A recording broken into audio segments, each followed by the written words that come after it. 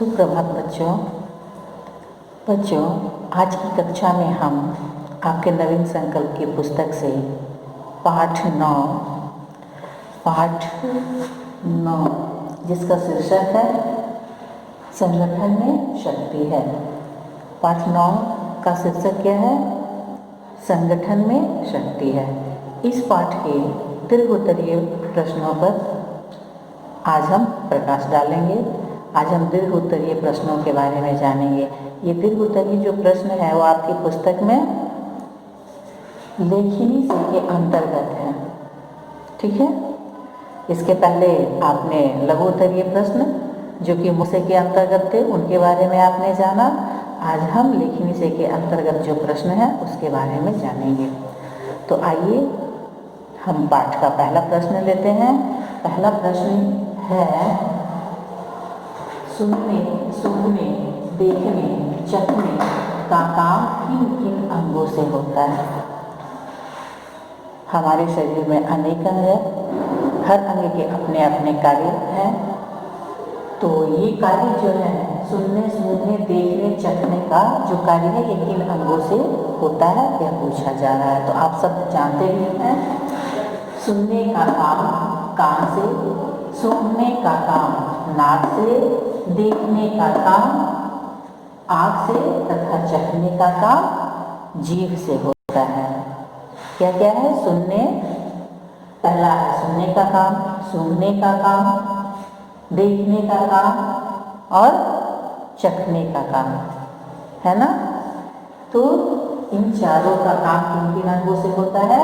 क्रमशः सुनने का काम कान से, सूंघने का नाक से, देखने का आँखों से होता है तथा चखने का काम जीभ से होता है।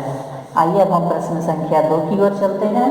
देखिए प्रश्न संख्या 2 है, यह है कि मिलकर काम करने का क्या परिणाम होता है? जब हम सभी मिलकर किसी कार्य को निपटाते हैं, मिलकर कार्य करते हैं तो उस कार्य का परिणाम कैसा होता है? परिणाम अर्थात फल कैसा होता है? इस पाठ का मूल सार भी यही है। लेखक ने इस पाठ के माध्यम से यही संदेश देने का प्रयास किया है कि हमें मिलकर कार्य करने चाहिए। तो मिलकर कार्य करने का परिणाम क्या होता है? देखिए, मिलकर काम करने से कार्य समय पर पूर्ण होते हैं। कार्य समय पर पूर्ण होंगे, कार्य सुचारू रूप से भी होते हैं। मिलकर काम करने से कार्य समय पर पूर्ण होते हैं तथा कार्य का परिणाम सदैव सुखदायी होता है।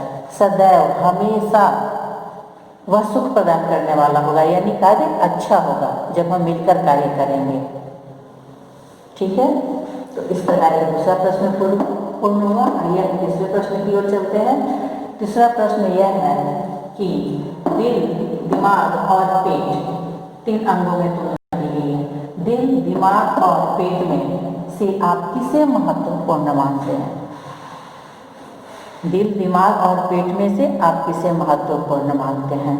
वैसे तो प्रत्येक अंग की अपनी अपनी भूमिका है, सबके अपने कार्य हैं और सबका अपना अपना महत्व भी है, और किसी एक के अभाव में हमारे कार्य प्रभावित होते हैं।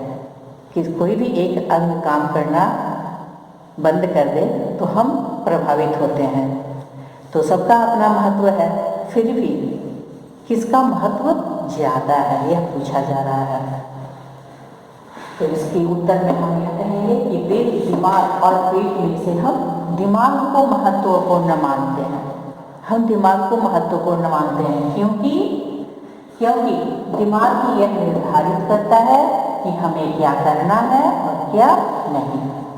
यह दिमाग ही इस बात का निर्धारण करता है कि क्या गलत है और क्या सही।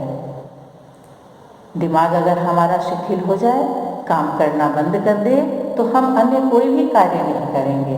दिमाग तक हमें यह संदेश पहुंचाता है कि हमें भूख लगी है तो हम भोजन करते हैं। क्या देखना है क्या नहीं देखना है यह हमारा दिमाग निर्धारित करता है, तब जाकर हम आँखों से देखते हैं। क्या सुनना है और क्या नहीं सुनने योग्य है, क्या हमें नहीं सुनना चाहिए, इस बात का निर्धारण भी दिमाग करता है। क्या खाना है क्या नहीं खाना है ना। अमृत पीना है और विष नहीं पीना है, इस बात का निर्धारण कौन करता है? दिमाग करता है। तो इनके आधार पर हम यह कह सकते हैं कि हम दिमाग को ज़्यादा महत्वपूर्ण मानते हैं। दिल, दिमाग और पेट में से हम दिमाग को महत्वपूर्ण मानते हैं, क्योंकि दिमाग ही यह निर्धारित करता है कि हमें क्या करना है और क्या नहीं। तो ये प्रश्नोत्तर आप अपनी कॉपी में लिखेंगे, याद करेंगे और शेष जो कार्य हैं, अभ्यास कार्य हैं, उनको हम अगली कक्षा में लेंगे। तब तक के लिए धन्यवाद।